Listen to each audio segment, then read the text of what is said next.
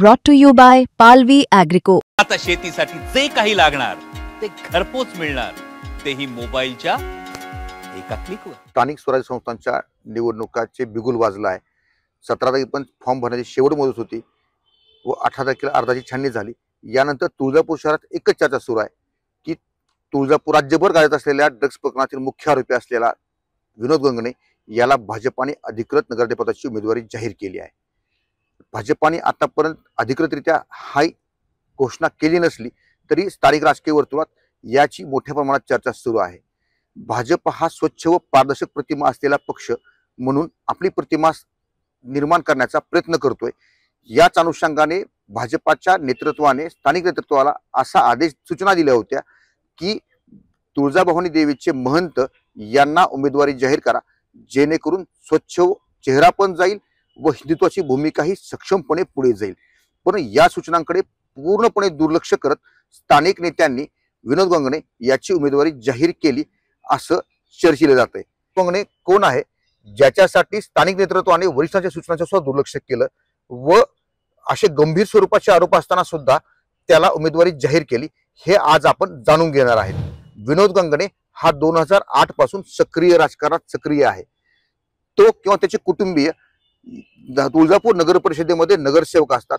मागील 5 वर्षापूर्वी त्याची पत्नी ही तुळजापूरची नगराध्यक्ष म्हणून तिने कामकाज पाहिलं आहे व माझे 2017च्या निवडणुकीत 19 पैकी 17 नगरसेवक यांनी स्वतःच्या स्वबळावर निवडून आणले व सर्वांना राष्ट्रवादीतून बाळासिंह पाटील सोबत येताना भाजपामध्ये तो घेऊन आला।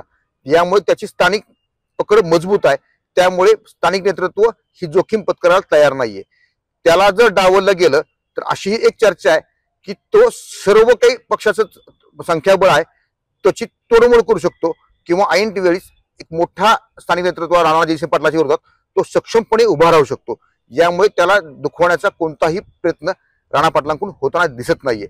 यासोबतच विनोद गंगणे याला उमेदवारी जाहीर होण्यावरून पूर्वी जेव्हा चंद्रशेखर बावनकुळे नागरी सत्कार समारंभाच्या अनुषंगाने तुळजापूर शहरात आले होते तेव्हाही याच विनोद गंगणेला जवळ बोलवत त्याला कौतुकाची थाप देत वाजवा टाळ्या असे ते बोलले होते।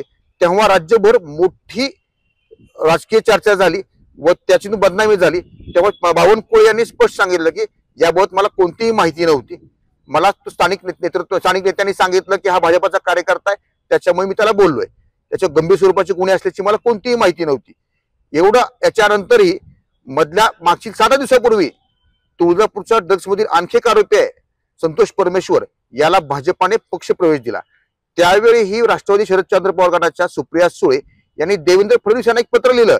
त्या पत्रात त्यांनी स्पष्ट उल्लेख केला की आपला स्थानिक पक्ष वाढवावा याबाबत कोणाचंही दुमत नाहीये, पण तो वाढवताना गंभीर स्वरूपाचे गुन्हे जे समाजाच्या हिताचे नाहीयेत अशा लोकांना आपण प्रवेश देऊ नये व याची आपल्याला माहिती नसेल त्यामुळे मी तुम्हाला पत्र लिहिते व त्या पत्रातून तुम्हाला सांगते, अवगत करून देते यांच्यावर गंभीर स्वरूपाचे गुन्हे आहेत, यांच्यावर योग्य ती कारवाई करा। कारवाईचं तर सोडाच, पण त्याच प्रकरणातील मुख्य आरोपी असलेल्या विनोद गंगणे याला आज भाजपाने अधिकृतरित्या एबी फॉर्म देत घोषणा केली नसली तरी तो जाहीर झालाय। बऱ्यापैकी सोशल मीडियावरती पाहतोय आपण त्याने मतदान मागायला चालू केले, प्रचारात सुरुवात केली आहे, स्थानिक बैठका घेतोय, गुप्त बैठका त्यांची चालू आहेत। आता 21 नोव्हेंबरला पक्षाचा अर्ज मागे घेण्याची शेवटची तारीख आहे। त्या दिवशी भाजपा वेट अँड वॉचची भूमिकेत आहे की स्थानिक नागरिक काय बोलतायत, विरोधक याला कितपत विरोध करतायत याच्यावरून पुढची भूमिका भाजप ठरवणार असं गोपनीय सूत्रांकडून कळतंय। भाजप स्वतःची प्रतिमा स्वच्छ ठेवण्यासाठी ऐनवेळी याला बदलून दुसरा उमेदवार देणार की यालाच उमेदवारी देणार हे येत्या काळात पाहणं गरजेचं आहे। जरी उमेदवार बदलला तरीही भाजपचं स्थानिक नुकसान होणार आहे का तो होणार आहे, त्याची पकड चांगली मजबूत असल्याने तो 100% भाजप ही रिस्क घेईल का किंवा ही रिस्क घेत भाजप स्वतःची स्वच्छ प्रतिमा जपेल का हे येत्या काळात पाहणं गरजेचं आहे। गणेश जाधव, मुंबई तक, धाराशिव।